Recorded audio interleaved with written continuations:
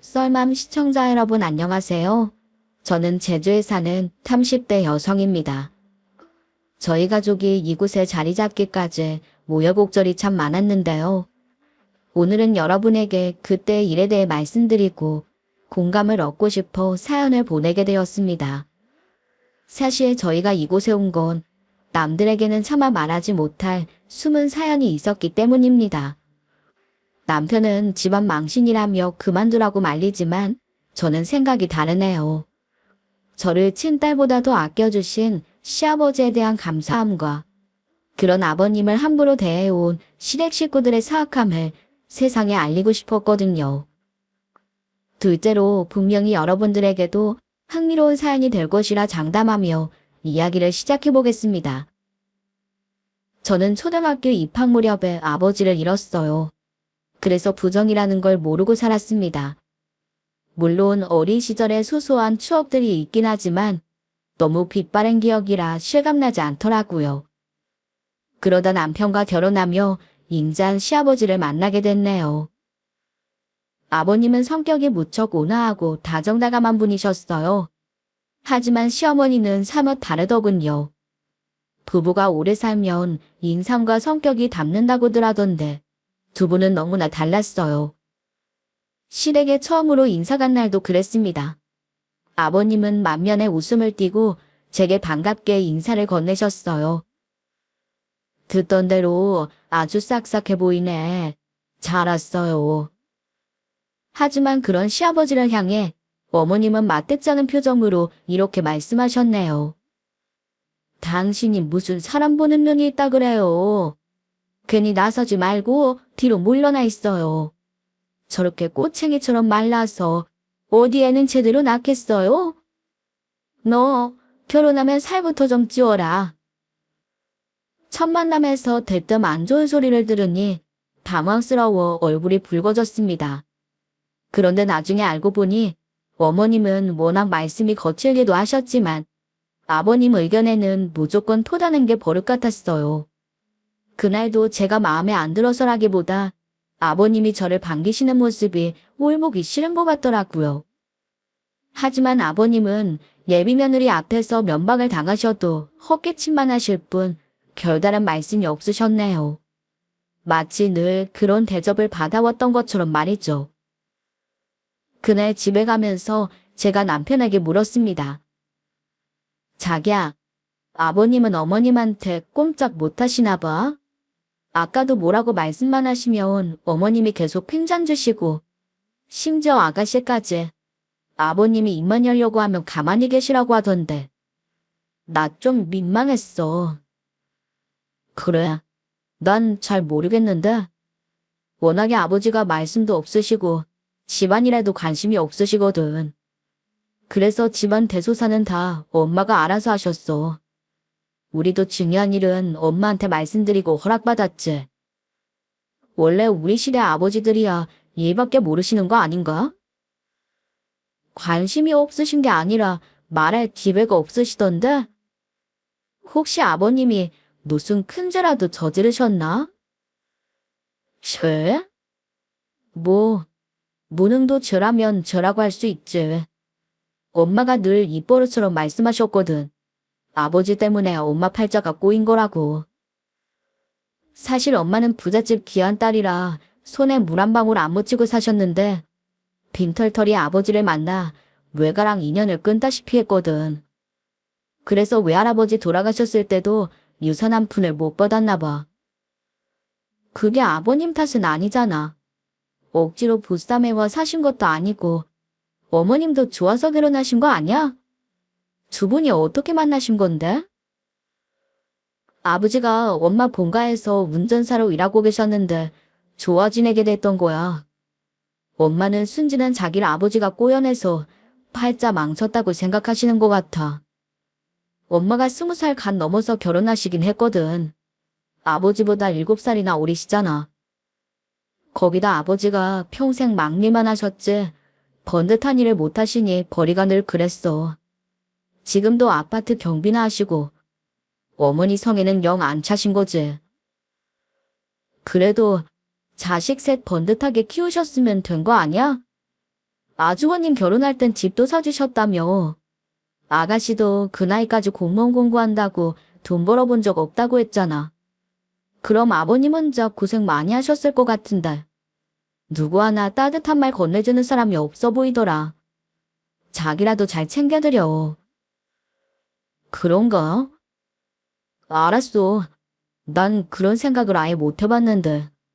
앞으로는 신경 쓸게. 남편은 어릴 때부터 계속 기죽어 사는 아버지만 보아온 터라 그게 이상한지도 모르는 것 같았어요. 하지만 제가 들어보니 아버님은 처자식을 먹여 살리느라 갖은 고생을 다 하셨더라고요. 인쇄소에서 일할 때는 한 푼이라도 더 벌어보려고 야간 작업까지 하다 피곤함을 이기지 못해 손가락이 절단되는 사고도 당하셨더군요. 그래서 새끼손가락 절반이 없으시더라고요. 그 후에는 화물차 기사로 평생을 고속도로 위에서 보내셨다고 했네요. 그러다 노년에 장거리 운전이 힘들어지자 아파트 경비로 주야 교대 근무를 하고 계셨죠. 남들이 부러워할 직업은 아니었지만 그렇다고 부모나 남편 노릇을 못한 것도 없어 보였습니다. 그래서 저는 그런 아버님이 왠지 모르게 짠하게 느껴졌던 것 같아요. 하지만 어머님은 아버님에 대한 미움만 남은 것 같았어요. 그런 태도가 결혼 후에도 계속 저를 불편하게 만들었죠. 제 앞에서도 사사건건 아버님의 말씀을 무시하고 논외가시처럼 여기는 게 보였거든요. 그래서 그런지 다 큰 자식들도 이상하게 자기 아버지를 대하는 게 어머님을 대하는 것과는 달라 보였네요. 모든 어머님을 제일 먼저 챙기고 양해를 구하는 것과 다르게 아버님은 안중에도 없는 것 같더라고요. 한 번은 이런 일도 있었습니다. 그날은 제가 결혼하고 처음 맞는 어머님의 생신이라 음식을 준비했어요. 부족한 솜씨지만 생신상을 차려 시댁 식구들을 모시고 식사하기로 했거든요. 그래서 아침부터 서둘러 집 청소를 하고 정신없이 상을 차렸답니다. 그리고 저녁 시간이 가까워지자 아주버님 내외와 아가씨, 어머님이 도착하셨죠. 한데 7시가 넘도록 아버님이 오시지 않는 거예요. 그래서 이상한 마음에 제가 남편에게 물었습니다. 자기야, 아버님은 늦으셔? 오늘 일요일이라 일 안 나가시는 날인데 왜 아직도 안 오시지? 그러게. 막내야, 오늘 아버지 뭐 일 있으시다고 하셨어? 그러자 아가씨가 고개를 갸웃거리며 되물었어요. 글쎄, 난 잘 모르겠는데? 오빠가 말씀드린 거 아니야? 뭐? 아니, 난 당연히 같이 사는 네가 말씀드릴 줄 알았지. 난 말씀 안 드렸는데? 큰아빠는? 오빠도 말씀 안 드렸어? 아니, 같이 사는 너도 말씀 안 드렸고 집주인도 말씀을 안 드렸는데 내가 왜 말씀을 드려? 난 아버지랑 전화한 지 2년도 넘었어. 그러자 삼남매의 대화를 듣고 있던 어머님이 큰 소리로 말씀하셨어요. 됐다. 앙으면 그만이지.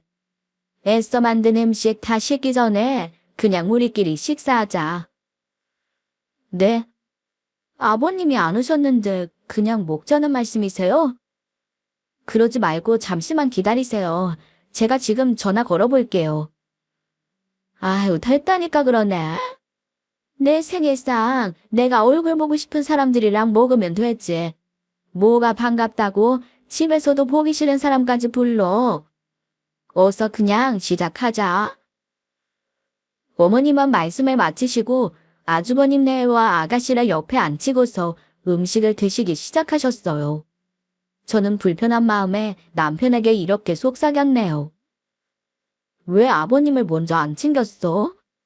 난 자기가 가족들한테 말씀드린다길래 당연히 아버님한테도 말씀드린 줄 알았지. 이럴 줄 알았으면 내가 따로 전화 드렸을 텐데. 우리가 원래 아버지한테 따로 전화하거나 그런 일이 없어서. 엄마한테 말씀드리면 전달하실 건 전달하시고 아니면 말고 알아서 하시는 거니까. 그럼 오늘은 어머님이 일부러 아버님 모르게 하신 거야? 글쎄. 사실 자기 시집 오기 전에는 엄마 생신에 항상 나가서 밥 먹었는데 엄마가 원래 아버지랑 외출하는 걸 싫어하시거든. 그래서 온 가족이 외식한 적이 없어. 형수님은 맞벌이라 늘 바쁘시니까 집에서 따로 뭐 준비하신 적도 없고. 아무리 그래도 그렇지. 어떻게 아버님만 쏙 빼놓고 해. 내가 전화드릴게. 제가 뒤늦게 허둥지둥 아버님께 전화를 드렸지만 아버님은 전화를 받지 않으셨어요. 결국 온 가족이 식사를 마치고 돌아간 후 부재중 전화를 본 아버님이 전화해 주셨더군요. 아버님은 가족 행사가 있는 줄 까맣게 모른 채로 대중목욕탕에 다녀오셨다고 했어요. 남편은 그 일을 아무렇지 않게 생각하는 것 같았지만 저는 계속 마음에 걸렸습니다. 그래서 다음날 다시 간단하게 전과 잡채를 준비해서 도시락을 쌌네요. 그리고 아버님이 일하시는 아파트로 찾아갔어요. 저를 발견하신 아버님은 한방 웃음을 지으시며 말씀하셨네요. 아유, 내가 우리 둘째 며느리 덕에 호강하는구나. 나 먹으라고 도시락까지 챙겨준 사람은 네가 처음이다. 당연히 아버님도 어제 같이 모셨어야 하는 건데. 죄송해요. 제가 미처 생각 못했어요. 다음에는 그이한테만 맡기지 말고 제가 직접 전화드릴게요. 아니야. 중석이가 깜빡한 모양이지. 난 괜찮으니 이렇게 무리하지 않아도 된다. 아니에요. 아버님이 가장이신데 당연히 가족 행사에 빠지시면 안 되죠. 그리고 이거 받으세요. 아니, 이게 뭐냐? 어머님 생신 선물을 사러 갔다가 아버님 것도 하나 샀어요. 저번에 보니까 겉옷이 너무 낡았더라고요. 신경 써서 고른다고 골랐는데 어떠실지 모르겠어요. 한번 입어보시겠어요? 제 말에 아버님이 어색하게 웃으며 옷에 걸치고는 흡족한 표정으로 말씀하셨어요. 아유, 이게 얼마 만에 입어보는 새 옷이냐? 요즘 옷은 꼭 안 입은 것처럼 가볍구나? 그쵸? 전에 본 그 옷은 너무 무거워 보이더라고요. 언제 사신 거예요? 그네 중학교 때 샀던가? 아마 그럴 거다. 어머, 벌써 20년도 넘은 거잖아요. 그러지 마시고 아버님도 이제 아버님을 위해서 좀 사세요. 솔직히 어머님은 외모에 엄청 신경 쓰시는 것 같은데. 아, 그 사람이야. 아직도 젊고 고우니까 그렇지. 나야 다 늙어 빠진 노인네가 뭘 입는다고 한들 옷태가 나겠냐?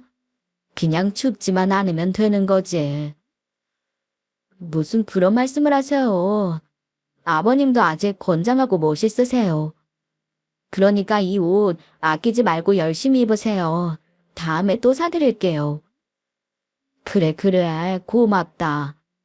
내가 무슨 복에 너 같은 며느리를 받는지 모르겠다. 큰애랑은 아직도 서먹해서 며느리 본 게 실감도 안 나는 것 같더니.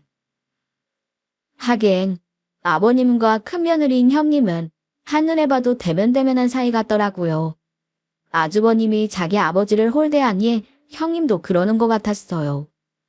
아니, 형님은 한술 더 떠 아예 아버님 연락처조차 모른다고 하더군요. 필요성이 없어 알아볼 생각조차 하지 않았다는 말에 어이가 없었던 기억이 나네요. 그날 이후로 아버님은 친아들 딸보다 저를 더 의지하시는 것 같았어요. 휴대폰 조작이나 병원 예약 같은 사소한 일에 모르는 게 생기면 제게 전화하셨거든요. 부담스러울 수도 있는 상황이었지만 저는 아버님이 저를 찾으시는 게 좋아 성의껏 알려드렸네요. 그러자 아버님도 가끔 제가 좋아하는 과일을 사주시거나 남들 몰래 용돈을 쥐어주기도 하셨습니다. 그동안 가족 중 누구 하나 그런 일을 맘 편히 물어볼 사람이 없었다고 하시면서 말이죠. 아버님은 평생 처자식을 위해 헌신하셨지만 노고를 취하기는커녕 작은 일을 묻기만 해도 귀찮아했던 모양이었어요. 저는 아버님이 살아온 세월이 안쓰럽고 어머님과 가족들이 정말 못돼 먹은 사람들로 보였답니다. 하지만 그 정도는 훗날 일어날 일에 비하면 약바였다고 해야겠네요. 그 순하고 사람 좋은 아버님도 분통을 터뜨릴 만한 기막힌 일이 기다리고 있었거든요. 어느 날 친구와 밥 먹으러 갈비집에 갔던 제가 수상한 장면을 목격하게 됐어요. 화려한 옷과 화장으로 치장한 시어머니가 낯선 남자와 웃으며 식사하는 모습을 본 거예요. 저는 의아한 마음에 어머님의 눈을 피해 바로 뒷자리에 자리를 잡았습니다. 그리고 두 사람의 대화에 귀를 기울였죠. 그랬더니 평소 아버님 앞에서는 나무 토막같이 무뚝뚝하던 어머님이 낯선 남자에게는 상추쌈까지 싸주며 애교 넘치게 말씀하시더군요. 자기야, 우리 진짜 다음 주말에 속초 가는 거지? 나 벌써 딸한테 동창들이랑 놀러 간다고 말해놨단 말이야. 아, 당연하지. 우리 애기가 가고 싶다는데 내가 어딘들 못 가겠어? 그깟 속초 12번도 더 갈 수 있지. 그런 남자의 말에 어머님은 교태로운 콧소리를 내며 웃으셨어요. 저는 너무 당황스럽고 정신이 없어 고기 한 점 제대로 넘기지 못하고 식당을 나와야만 했답니다. 그리고 한참을 고민하다 남편에게 그 사실을 털어놓았죠. 그러자 남편은 펄쩍 뛰며 저를 나무랐어요. 엄마가 남자를 만나? 같은 교회 교인이거나 뭐 다른 일 때문에 만난 사람이겠지. 넌 어떻게 시어머니를 의심하냐? 우리 엄마가 콧소리를 냈다니 믿을 걸 믿으라고 해라. 진짜라니까? 못 믿겠으면 어머님한테 전화드려서 여쭤봐.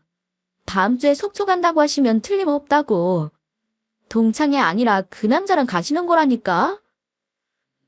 어디서 뭘 보고 와서 이러는 거야. 엄마가 아버지랑 정없이 사셨지만 다른 남자나 만나는 분은 아니야. 벌써 35년이나 해로하셨잖아. 헤어지려면 벌써 헤어지셨다고. 그걸 해로했다고 볼 수 있어? 막말로 아버님이 머슴처럼 일만 하셨지. 어머님한테 인간적인 대우 받으시는 걸 난 한 번도 못 봤어. 자기도 그래. 어머님이 아무리 그러셔도 자식들은 그러면 안 되지. 어떻게 가족 행사마다 아버님은 쏙 빼고 중대사마다 호수아비 취급이야? 난 아버지 있는 애들이 얼마나 부러웠는지 모르는데 정작 당신은 건강한 아버지가 살아계신 감사함을 전혀 모르는 것 같더라. 제 말에 남편도 찔끔한 표정이더군요. 그리고 한숨을 쉬며 시댁에 전화하는 것 같았어요. 그리고 한참 뒤 잔뜩 구겨진 인생으로 돌아보며 말했죠. 진짜 다음 주에 동창들이랑 속초 간다고 신나셨네. 엄마 정말 바람난 거야. 그것 봐, 내가 뭘 했어. 이제 당장 가서 어머님부터 말리자. 그 여행 절대 가시게 하면 안 돼. 가만히 있어봐. 나한테 시간을 좀 줘. 난 아직 뭐가 뭔지 정신이 없단 말이야. 하긴 나도 처음에 얼마나 놀랐는지 아직 기절하는 줄 알았다니까. 어머님은 집안 반대도 무릅쓰고 결혼하셨으면서 아버님을 왜 그렇게 못 잡아먹어 안달하시는 거야? 아니, 그럴 수 있다고 쳐. 그래도 항운에 외도까지 하는 건 말이 안 되지. 부잣집 철없는 딸을 고생이 뭔지나 알았겠어. 그저 잠깐 좋은 감정에 치여서 결혼했다가 현실이 퍽퍽하니 그 원망을 다 아버지한테 쏟아내신 거겠지. 이제야 나도 뭔가 잘못됐다는 걸 알겠어. 사실 어릴 때부터 엄마가 아버지 만나 고생했다고 하도 말씀하셔서 좀 세뇌당하고 살았던 것 같아. 아버지는 늘 일하느라 바빠서 얼굴 볼 시간도 없었으니까 엄마 말이 다 맞는 줄 알았지. 그래도 철들어서는 그러지 말았어야지. 당신도 남자니 가장의 고단함을 이해할 거 아니야. 남편은 씁쓸하게 웃으며 허공을 바라보고 한숨 짓더군요. 하지만 당장 시어머니를 말리러 가자는 제 말에는 꼼짝도 하지 않고 더 시간을 달라고 했어요. 그래서 저도 어쩔 수 없이 그러기로 했죠. 아직 여행까지는 일주일이라는 시간이 남아 있었으니까요. 하지만 며칠 뒤 그런 선택을 뼈저리게 후회할 일이 일어나고 말았습니다. 그날 남편의 출근을 돕던 제게 전화 한 통이 걸려왔어요. 아침 대바람부터 낯선 번호로 전화가 걸려오자 단박에 불길한 예감이 들었죠. 아니나 다를까 다급한 목소리로 전화한 의료진이 심장이 내려앉을 소식을 전하더군요. 김덕수 어르신 가족분 되시죠? 지금 어르신이 교통사고로 응급실에 실려오셨어요. 네. 아버님이요? 네. 최근 통화 기록에 이 번호가 많아서 연락드렸어요. 둘째 며느리라고 저장되어 있어서. 네, 맞아요. 아버님은 괜찮으시죠? 어느 병원인가요? 저는 전화를 끊고 남편과 함께 맨발에 슬리퍼만 신은 채 냅다 병원으로 향했습니다. 하지만 병원에 도착해서도 아버님의 얼굴을 바로 볼 순 없었어요. 위급한 상황이라 바로 응급수술이 시작됐거든요. 그래서 발을 동동 구르며 수술실 앞에서 기다리는데 남편의 연락을 받고 어머님과 나머지 가족들이 도착했더군요. 한데 그런 상황에서도 어머님은 걱정 대신 원망의 말만 늘어놓았네요. 아야, 하는 짓마다 도움되는 게 하나도 없어 그냥. 꼭두 새벽부터 애들 출근도 못하게 이게 뭐 하는 짓이야. 늙어서 잠이 없으면 얌전히 방구석이라도 지키지. 출근할 시간도 멀었는데 어딜 빨빨거리고 돌아다니다 이런 일을 당해. 잔뜩 짜증이 섞인 어머님 말씀에 남편이 대답했어요. 집 앞 사거리에서 음주운전하는 차에 치이신 모양이에요. 대학생이 자기 아버지 차를 몰래 끌고 나가서 밤새 술 먹고 새벽에 들어오다 그랬다네요.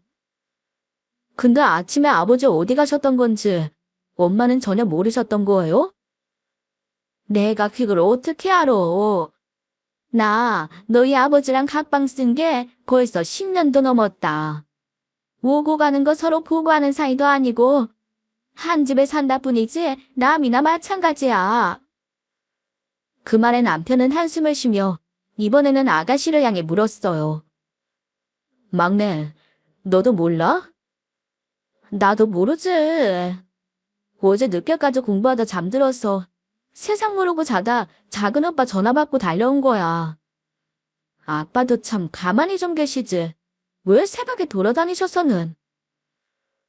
잠시 후 초조한 기다림 끝에 수술실에서 나오는 의사를 만날 수 있었습니다. 의사는 저희를 바라보며 천천히 입을 열더군요. 일단 급한 수술은 끝났습니다. 이제 중환자실에서 환자분의 의식이 회복되기를 기다려보기로 하죠. 의식이 돌아와야 정확한 상태를 확인할 수 있고 그래야 추후 치유 방향을 잡을 수 있을 것 같습니다. 저희는 의사 말대로 아버님의 의식이 돌아오기만을 손꼽아 기다릴 수밖에 없었습니다. 중환자실 면회는 하루 한 번, 고작 30분이 전부였지만 저는 하루도 빠짐없이 아버님을 만나러 갔어요. 그리고 의식 없는 아버님의 귀에 대고 응원의 말도 하고 팔다리도 주물러 드렸죠. 하지만 그 상태로 며칠이 흐르자 시댁 식구들은 병원의 발길을 또 끊더라고요. 아주버님과 형님도 수술 후에 한 번도 병원을 찾지 않더군요. 그러던 어느 날 아버님이 중환자실에 계신 지 꼬박 일주일이 넘어갈 때쯤 무슨 바람이 불었는지 어머님과 아가씨가 찾아왔네요. 저는 연애 시간을 기다리고 있는 두 사람을 위해 음료수를 사가지고 왔습니다. 한데 제가 대기실에 들어서는 것도 모르고 심각하게 얘기를 나누더군요. 마치 비밀 이야기라도 나누는 것 같은 두 사람의 모습을 보자 갑자기 궁금증이 일었네요. 그래서 인기척을 내지 않고 가만히 뒤에 서서 그 얘기를 들었죠. 그러다 생각지도 못한 진실을 알게 됐어요.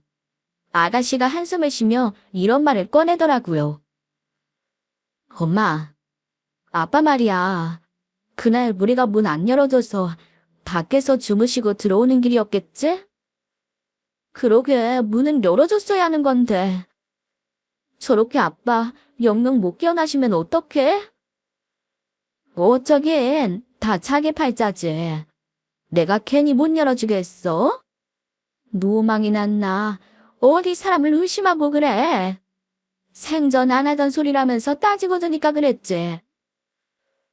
아무리 그래도 아빠가 때렸다고 신고해서 경찰서 잡혀가게 하고 집에도 못 들어오게 한 건 너무한 것 같아. 비밀번호도 바꿔버리고 벨 누르고 전화해도 안 열어줬잖아. 어디에 찜질방이라도 가서 주무시고 오다가 사고 난 거 아니겠어? 엄마가 절대 열어주지 말라고 해서 나도 그런 건데. 혹시 경찰에서 사보경이 조사하고 그럼 우리도 이거 말해야 되는 거 아니야? 우리가 네 아빠 내쫓은 거랑 사고가 무슨 상관이 있어?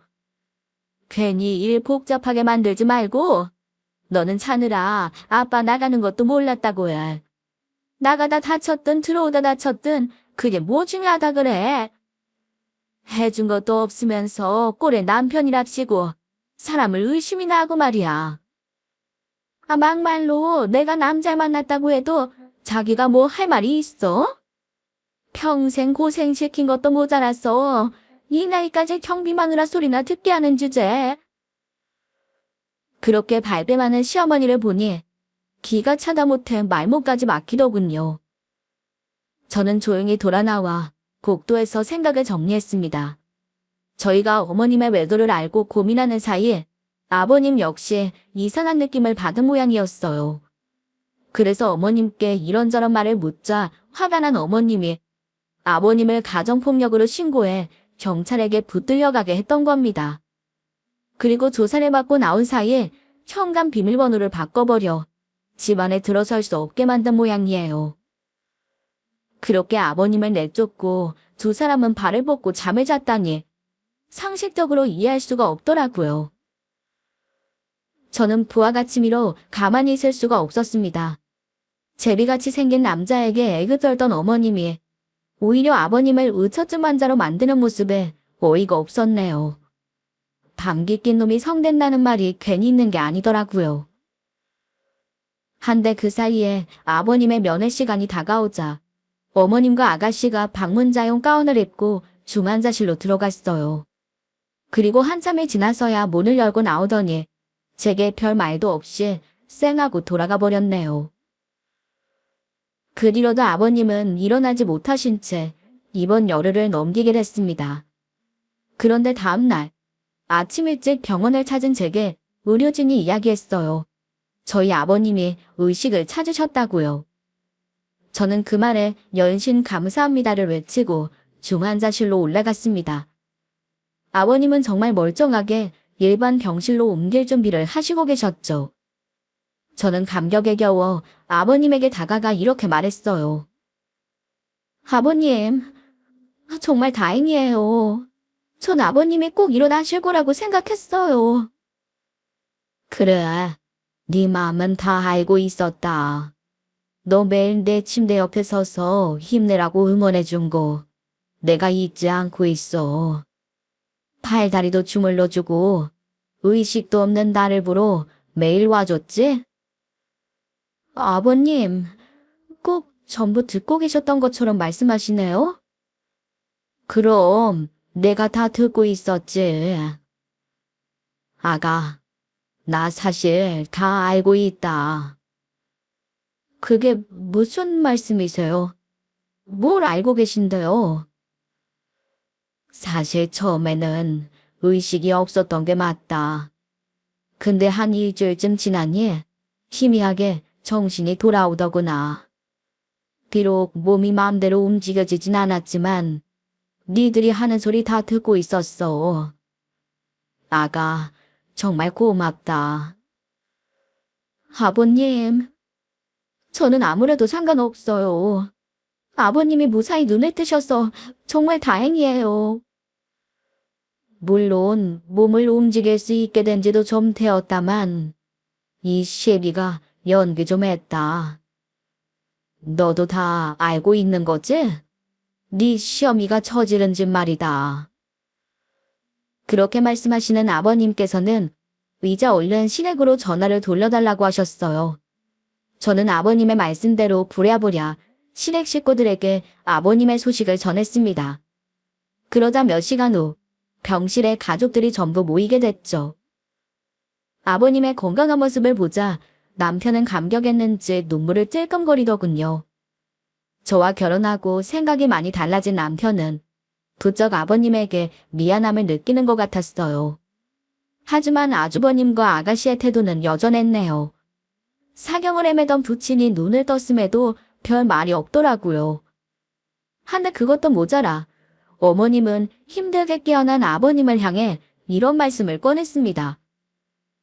아유, 새심줄보다 질긴 목숨줄 좀 봐. 남들 같으면 벌써 12번도 더 저 세상 갔을 텐데. 돈복도 없는 인간이 목숨줄은 왜 이렇게 긴가 몰라. 왜? 그렇게 죽길 바란 내가 살아 돌아왔다니 이가 갈리는 모양이지? 내 보험금 타먹으려고 이혼도 못하고 버텼는데 일이 이렇게 돼서 실망이 말이 아니겠어? 보험금이라뇨? 너희 엄마가 나 주거든 받아먹으려고 꽤 비싼 보험을 들어놨다. 하도 예전에 들었던 거라 나도 까맣게 잊고 있었는데 이번에 직접 말해주더라. 한참 정신을 놨다 깨어났는데 마침 그때 너희 엄마랑 막내가 찾아온 거야. 아마 언제 죽으려나 보러 온 거겠지. 그날 내가 아직 정신이 없는 줄 알고 머리맡에 서서 그러더구나. 보험금이라도 타먹게 얼른 좀 가버리라고. 네, 엄마가요? 설마요. 내가 그날 똑똑히 들었어. 예전에 내가 손가락을 다쳤을 때 상해보험을 타먹은 뒤로 자꾸 나한테 생명보험을 들자고 하더구나. 그래서 별 생각 없이 들어놓은 게 있어. 난 가입도장만 찍어놓고 잊고 있었는데 내가 먼저 죽으면 그거 타먹고 싶어서 이날 이때까지 그렇게 꼴보기 싫어하면서도 이혼 안 하고 버틴 거라더라 네 엄마가. 엄마, 정말 그런 보험이 있어요. 남편의 물음에 어머님은 당황한 모습이 역력한 표정으로 말씀하셨어요. 내가 자식 때문에 버티고 산 거지. 그깟 보험금 몇 푼이나 된다고 사람을 매도해? 자식? 자식이 그렇게 중요한 사람이 가정교육은 생각도 안 하고 애들 앞에서 애비를 옆집 똥개만도 못하게 취급했어? 그것도 모자라 시집도 안 간 딸내미를 두고 바람까지 피운 주제 뭔 할 말이 있어? 이 말을 들은 아주버님과 아가씨가 눈을 동그랗게 뜨고 어머님을 바라봤어요. 그러자 당황한 어머님이 또 특기를 발휘해 오히려 아버님을 거짓말쟁이로 만들려 하시더군요. 뭐? 어디서 그런 말 같지도 않은 소리 짓거려. 증거 있어? 당신이 자꾸 나한테 그딴 소리나 짓거리니까 가장 대접을 못 받는 거야. 집에서 쫓겨나서 사고까지 당해놓고 아직도 정신을 못 차려? 그래, 너 말 한번 잘했다. 내가 평생 개같이 벌어 마련한 내 집에서 쫓겨나 사고까지 당하고 나니까 정신이 번쩍 들더라. 너 같은 것도 마누라라고 그래도 비 맞춰가며 살려고 노력했던 지난 세월이 아깝다. 그래서 내가 결심했지. 나도 이제 나 위해주는 사람들만 끼고 살기로 말이야. 막내 너, 그날 이애미가 문 열어달라는 소리 들었냐 못 들었냐? 내가 보낸 문자 메시지도 봤지? 아버님의 물음에 아가씨가 당황한 목소리로 대답했어요. 듣긴 들었는데 엄마가 절대로 열어주지 말라고 하셔서. 호호냐 그래. 그날 들어보니 너도 무능한 애미 때문에 아르바이트 하느라 놀지도 못했다고 원망이 말도 못하더구나. 그러면서 나 죽고 보험금 타면 오피스텔 얻어달라고 네 엄마한테 부탁하던데. 그리고 큰애, 내가 혹시나 너희들이 와볼까 싶어 딱 열흘만 기다려보기로 했는데 애비가 다 죽어가게 생겨 중환자실에 있어도 코빼기도 안 비치더구나. 내가 너희들 결혼할 때 그 집 마련해주고 얼마나 뿌듯했는데. 그런 아버님의 말씀에 아주버님이 퉁명스럽게 대답했어요. 에이, 아버지. 그깟 견들이 24평 굳히게 얼마나 한다고 맨날 생색이세요. 그리고 제가 어디 노는 사람이에요.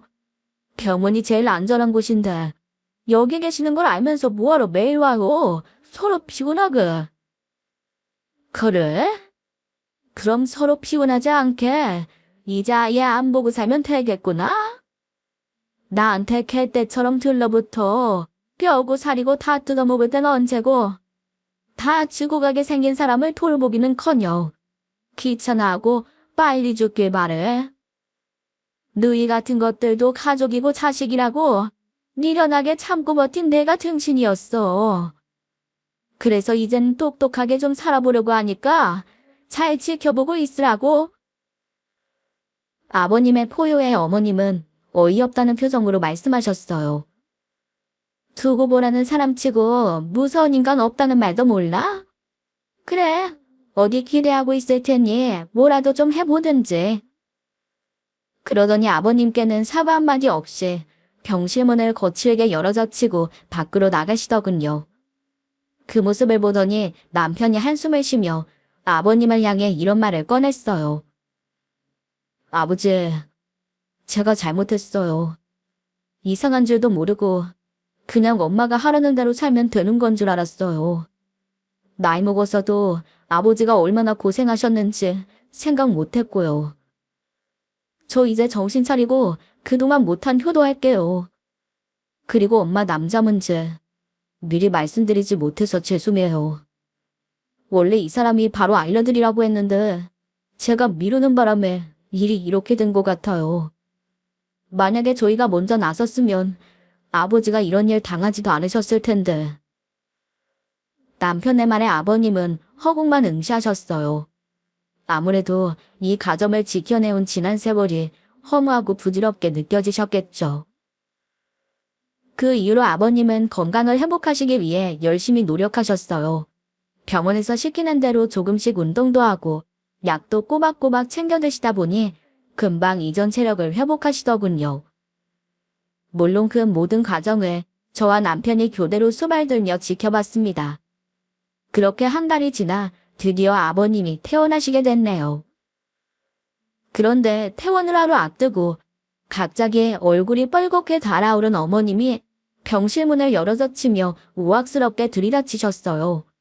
그리고는 냅다 아버님을 향해 소리치시더군요. 당신, 지금 뭐 하는 거야? 집담보로 대출받은 거 이자 안 냈다는 게 사실이야? 아, 은행에서 연락이 간 모양이지? 하긴 벌써 2달째 밀린 것 같으니 연락이 갈 법도 하지. 그러니까 이제 정신 차렸으니까 얼른 내. 3개월 이상 밀리면 은행에서 법적 조치까지 한다고 하잖아. 그 이자를 왜 나더러 내래? 비밀번호 바꾸고 나가라고 할 땐 당신 집이라고 큰 소리 치더니 이자는 나더러 내라는 게 말이 되는 소리야? 집 살 때 죽어도 당신 명의로 해야 한다고 난리라 원하는 대로 다 해줬잖아. 근데 그동안 이자가 얼만지 신경이나 쓴 적이 있어? 그저 나보고는 돈 못 벌어온다 타박만 할 줄 알았지? 세금이 얼마나 나가는지 보험료가 얼마나 드는지 아나? 신경도 안 쓰고 산 사람이. 이제 와서 나더러 어디서 그 돈을 구하라는 거야. 당신이 벌어다 준 돈으로는 한 달 먹고 살기도 힘들었던 거 몰라? 남들이 들으면 내가 주는 돈으로 당신이 살림이라도 한 줄 알겠소. 장은 노상 내가 파서 들어가고 공과금이랑 핸드폰비까지 전부 내가 따로 냈잖아. 당신 주는 돈은 온전히 당신 치장하는 걸로 다 써놓고 그게 무슨 소리야? 100만 원을 줘도 다 쓰고 200만 원을 줘도 다 쓰고 당신이란 사람은 돈이 있으면 다 써야 직성이 풀리는 사람이잖아. 언제 한번 원 없이 쓰게 해준 적은 있고? 허드렛 일이나 해서 꼴랑 푼돈 쥐어주고 생색내는 거야? 세상에 어떤 가자니에 마누라 생활비 준 걸로 이렇게 유세를 떨어. 참말 말고 어서 이자 내. 그 집 경매라도 넘어가면 나랑 막내는 어쩌라고 이러는 거야. 그러게 능력이 안 되면 집 팔아 빚 갚고 이사가. 나는 마음 편히 드나들지도 못하는 집, 빚 갚는 거에 한 푼도 보탤 생각 없으니까. 자기 돈으로 돈 한 푼 벌어본 적도 없는 인간이 집은 어디에 하늘에서 떨어지는 줄 알아? 나 죽으면 보험금 타서 뽑길 걷고 싶었을 텐데 안 죽고 살아났으니 원통에서 어쩌나. 그래, 아주 좋아서 미치겠더라. 평생 너 때문에 상거지로 살았는데 늙음하게 팔자 좀 펴보나 했다. 근데 골골하면서 명증은 왜 이렇게 길어? 내가 누구 좋으라고 주고? 나 때문에 친정이랑 인연 끊었다는 미안함에 너한테 평생을 충성했어. 내가 30년을 넘게 온갖 고생을 다 하면서 떠받들고 살았는데 이래도 모자라니? 너 입만 열면 나랑 결혼해 팔자 망쳤다고 했지? 그래, 내가 헤어져 줄 테니 어디 한번 더 좋은 사람이랑 원 없이 살아봐. 너가 이혼하자면 겁날 줄 알아? 근데 할 때 하더라도 은행 이자는 갖고 해. 그냥 놔두면 재산분할이라도 받겠지만 헐값에 넘어가면 건질 돈도 없다는 거 몰라? 돈? 난 다 필요 없으니까 돈 좋아하는 너나 가져. 근데 나한테 위자료 주려면 그 집 안 팔고는 못 베길 텐데. 어디 제주껏 구해보든지. 뭐야? 위자료라니? 그건 내가 받아야지. 네가 뭘 잘했다고 위자료 내놓으래? 너 유책 배우자야. 다 늙어 바람 피우다 며느리한테까지 들킨 주제. 나한테 위자료 받을 생각을 해? 턱도 없는 소리 집어치우고 이혼 서류 보내면 도장이나 찍어. 그렇게 아버님은 이를 갈며 이혼하자고 소리치셨습니다. 그리고 얼마 후 기어코 항원이혼을 감행하셨네요. 그뿐 아니라 어머님과 내연남을 상대로 위자료 청구 소송까지 벌이셨어요. 생각보다 아버님이 준비를 철저하게 하셨더라고요. 두 사람이 모텔에서 다정히 걸어 나오는 모습을 사진으로 찍어두고 어머님의 휴대폰에 남은 문자 메시지도 확보해 두셨죠. 그래서 결국 두 사람은 아버님에게 각각 3천만 원의 위자료를 물어주라는 판결을 받게 됐어요. 하지만 생활비만 받으면 냉큼 탕진해버렸던 어머니의 소중에 그런 돈이 있을 리가 있나요? 그렇다고 서른이 넘도록 백수로 놀고 먹는 아가씨에게 고음을 받을 수도 없었죠. 마누라한테 잡혀 살며 죽는 소리나 하는 아주버님이야 말할 것도 없었고요. 결국 더는 버티기가 힘들었는지 금매로 집을 팔아 대출을 갚고 아버님의 위자료를 지급했더라고요. 그리고 아가씨와 변두리 허름한 빌라에 전세로 들어갔답니다. 그렇게 두 분의 격돌은 일단락되는 것 같았어요. 하지만 저는 전 재산이나 다름없는 집을 잃고 겨우 위자료만으로 혼자 살아가셔야 하는 아버님이 걱정되지 않을 수 없었어요. 그래서 넌지시 이런 이야기를 꺼냈네요. 아버님, 이제 저희가 모실게요. 그동안 일하느라 고생하셨으니 아들 집에서 편하게 지내세요. 아이고, 말은 고맙다만 나도 다 생각이 있다. 그동안 가족 챙기느라 포기하고 산 게 많았는데 이제야 홀가분하게 내가 하고 싶은 일을 하면서 살 수 있을 것 같거든. 예상치 못했던 반응에 의아해하던 저희에게 아버님은 놀라운 소식을 한 가지 더 들려주셨어요. 너희들, 내 고향이 제주인 건 알고 있지? 젊어서 떠나왔어도 늘 그립고 생각나는 게 고향이지. 그래서 나이 먹어서는 고향 바다에서 낚시나 하면서 살고 싶다. 그래서 내가 다 준비하고 있으니 너희는 걱정하지 말고 내가 부르거든 얼굴이나 가끔 비추기만 해라. 생각지도 못했던 이야기에 저희 부부는 눈만 껌뻑였습니다. 그리고 몇 달 후 아버님의 부름을 받고 서둘러 제주에 도착한 저희는 기가 막힌 진실과 마주했네요. 아버님은 5층 규모의 펜션에 묵고 계시더군요. 시설도 깨끗하고 무엇보다 바다가 가까워서 전망이 무척 좋았어요. 그곳에서 아버님이 저희에게 서리봉투 하나를 내밀며 이렇게 말씀하셨네요. 내가 이름으로만 알고 있던 강숙이 한 분 계셨어. 어릴 때 몇 번 마주쳤다곤 하는데 기억날 정도의 사이도 아니었지. 그분이 결혼도 안 하고 혼자 사시면서 여기서 감귤밭을 하셨어. 그러다 몇 해 전에 돌아가시면서 그 땅을 나한테 물려주셨지 뭐냐. 그래도 오래적인 내가 그분을 꽤 따랐던 모양이더라. 근데 얼마 전에 그 땅에 호텔 겸 미술관을 짓겠다면서 좋은 값을 쳐주겠다고 연락이 왔더라. 이참에 어차피 농사도 못 지어서 버려둔 땅 처분하고 대신 여기 이 펜션을 사기로 했다. 생각지도 못했던 아버님의 말씀에 저는 어안이 벙벙한 채 대답했습니다. 네? 펜션을 사요? 아버님이요? 그럼 설마 지금 이 펜션을? 그래. 여기가 아니, 너희 펜션이다. 저희란요. 그게 무슨... 내가 나이 먹어 재산이 무슨 소용이 있냐? 그래서 이건 너희 앞으로 등기해주기로 했다. 그래서 오라고 한 거야. 좀 이따가 법무사가 오기로 했으니까 그 사람이랑 얘기해서 일 처리하도록 해.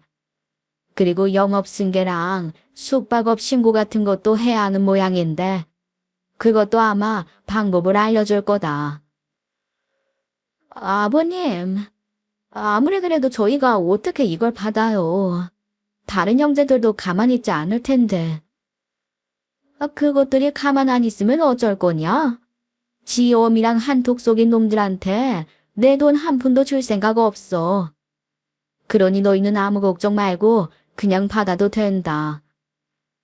당장 운영하라는 거 아니다. 나중에 충분히 생각해보고 내려올지 말지 결정하면 돼. 정 오기 싫으면 안 와도 된다. 어차피 당분간은 내가 낚시나 하면서 사람 써서 유지해볼 생각이었으니까. 그런 아버님의 말씀에 남편은 더듬거리며 물었어요. 아버지, 저는 아직도 믿기지가 않아요. 왜 이런 대단한 일을 그동안 비밀로 하셨어요? 그네랑 막내 하는 짓이 하도 싹수 없어서 선뜻 말하고 싶지 않더라. 그것들은 분명 네 엄마랑 쿵짝이 맞아서 당장 다 퍼스자고 들었을 거 아니냐. 그리고 그땐 미처 이런 일까지 생길 줄은 몰랐는데 내가 병원에 누워 생각하니 기가 막히더라. 내 친자식이랑 30년을 넘게 산 마누라도 나 몰라라 하는데 며느리가 매일같이 찾아와 힘내라고 팔다리 주무르고 그게 어디 쉬운 일이냐? 이제 나한테 자식은 너희들 뿐이야. 그런 일이 있고 반년 만에 저희는 서울 생활을 정리하고 이곳 제주에 내려와 펜션을 운영하고 있답니다. 사실 그맘때 남편이 회사 일로 소가리를 좀 하고 있었거든요. 회계 업무하던 사람을 갑자기 영업직으로 발령내더니 들들 볶기 시작하더라고요. 그러냐 안 그래도 이직을 심각하게 고민하던 남편에게 아버님의 제안이 마치 동아줄 같았나 봅니다. 저는 팔자에 없을 줄 알았던 펜션 안주인이 되어 이곳 제주에서 새로운 삶을 시작했습니다. 물론 저희 펜션에서 가장 전망 좋은 방은 영원한 1등 고객인 아버님이 차지하고 계세요. 아침에 일찍 바다에 나가 실컷 낚시하시고 잡아온 고기로 매운탕도 끓여주신답니다. 그리고 2달 전에는 그토록 기다리던 아이 소식도 찾아와 온 가족이 즐거운 마음으로 새로운 식구를 기다리고 있네요. 저희가 아버님과 함께 제주살이를 시작하고 얼마 안 있어 전 시모와 그 자식들이 제주까지 저희를 찾아왔던 적이 있습니다. 저희와 아버님 앞에서 울고불고 난리도 아니었어요. 아가씨가 자기 엄마를 원망하며 시아버지 앞에 무릎을 꿇고 신세를 한탄했죠. 아빠, 제가 잘못했어요. 그때는 엄마가 잘못한다는 걸 몰라서 그랬어요. 근데 이제 똑똑히 알겠어요. 글쎄, 엄마가 그 낭비벽을 버리지 못해서 전세금 담보로 대출을 끌어서 야금야금 까먹었더라고요. 그래서 저 지금 공무원 공부도 포기하고 편의점에서 아르바이트하고 있어요. 그런데 그 와중에도 허세를 부리고 싶었는지 친구한테 목걸이를 빌려서 차고 나갔다 잃어버렸지 뭐예요? 그게 엄청 비싼 다이아몬드 목걸이래요. 그래서 지금 엄마도 그 목걸이 값 물어주느라 요양원에서 청소하고 있다고요. 그러자 아주버님도 이에 질세라 불쌍한 척하며 나서더군요. 아버지, 저 이번에 회사에서 일을 잘못 처리하는 바람에 입지가 아주 안 좋아졌어요.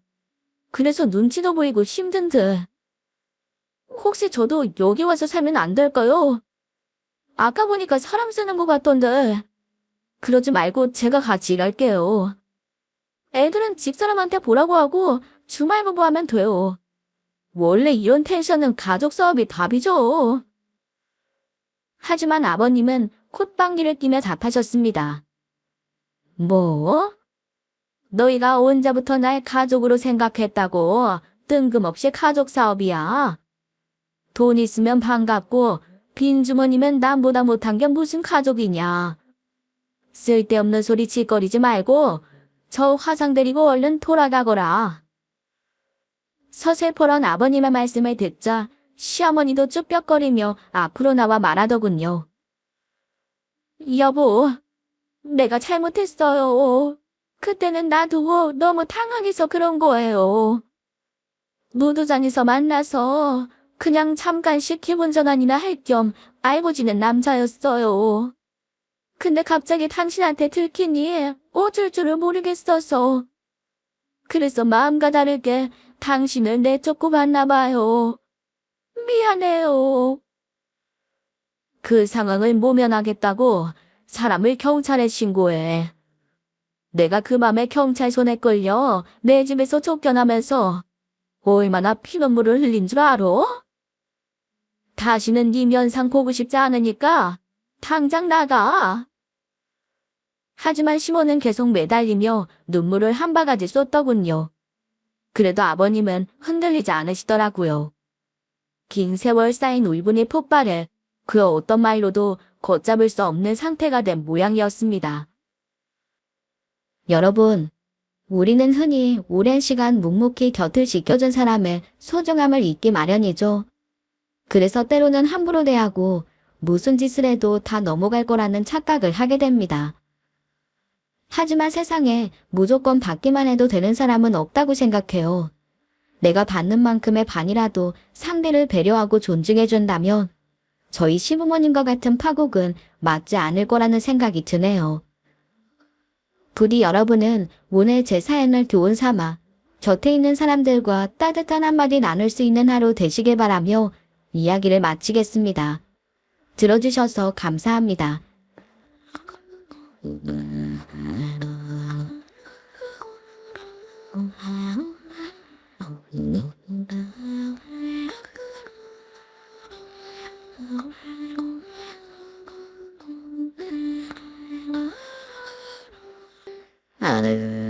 하늘 몰래